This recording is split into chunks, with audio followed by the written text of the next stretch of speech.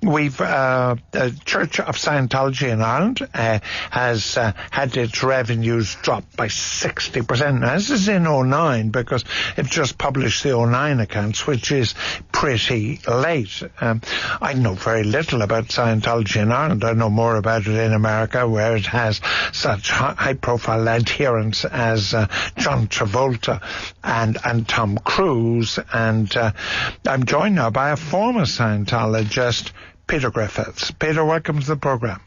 Thank you, George.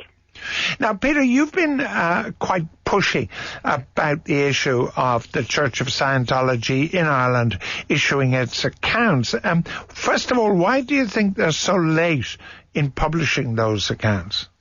I really don't have much of a clue about that, to be honest with you. I can only imagine that they might have wanted to delay publishing them for some reason. The only possible reason I can think of is because they weren't happy with what the accounts say. Yeah. What at a guesstimate, because this is a religion, or recognized as a religion in the United States, but it isn't necessarily recognized as a religion in many other countries, particularly in Europe. That's true. What do you think its support base in Ireland might be like?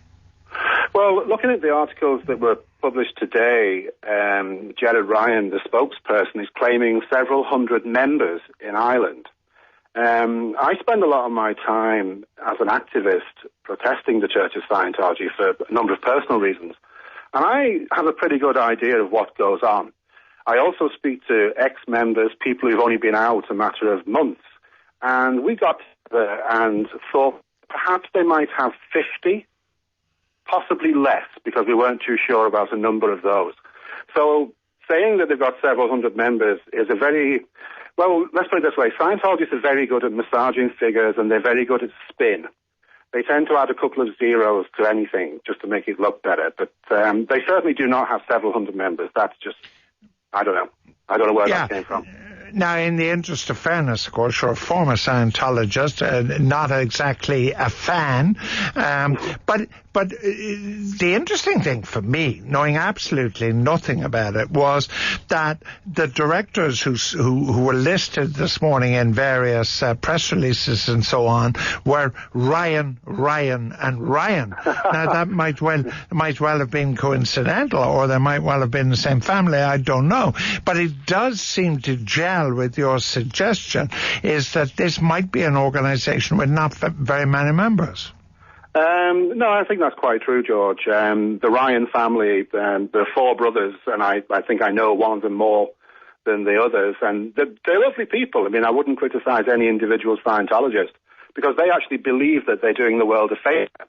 Unfortunately, evidence suggests otherwise. But yeah, there's just a handful of people, and they keep it running. I don't know whether you saw the accounts yourself, but they say they have 12 staff members.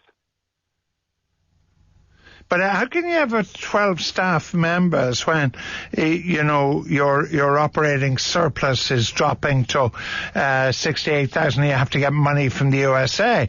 I mean, 12 staff members would seem to be pretty big for a small number of adherents. Why does an organization need so many staff members? Well, I think the truth is that of all of those 12 staff members, they all have other jobs.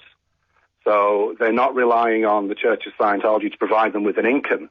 And if anybody is ever offered a job at the Church of Scientology, they do well to say no. Because no matter what promises are made, they're not going to get anything like they're told. I think the amount spent on the 12 staff members was something like €30,000. So there's no minimum wage involved here at all.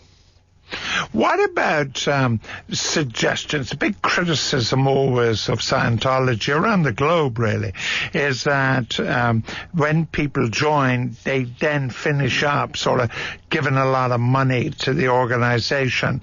Was that true in your case? Absolutely true.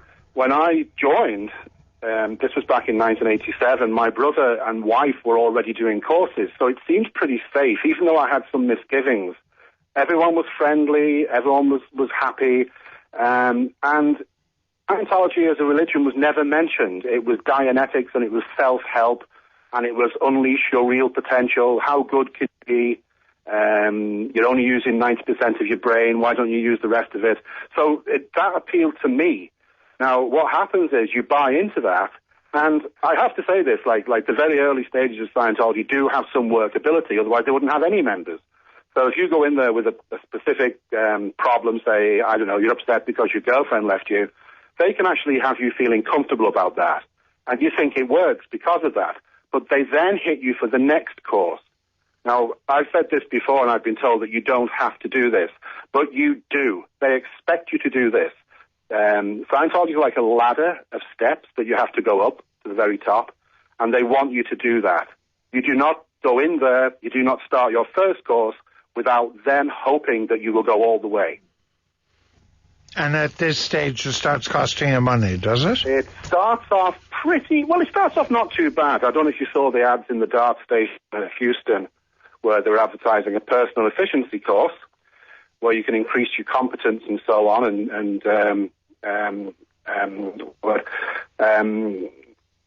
your confidence in the workplace, or your confidence in your work will be increased because of doing this course, because you understand the problems of work and so on. That's €45.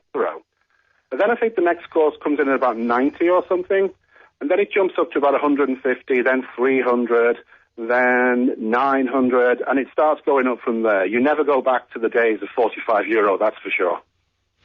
All right. Thank you so much for joining me.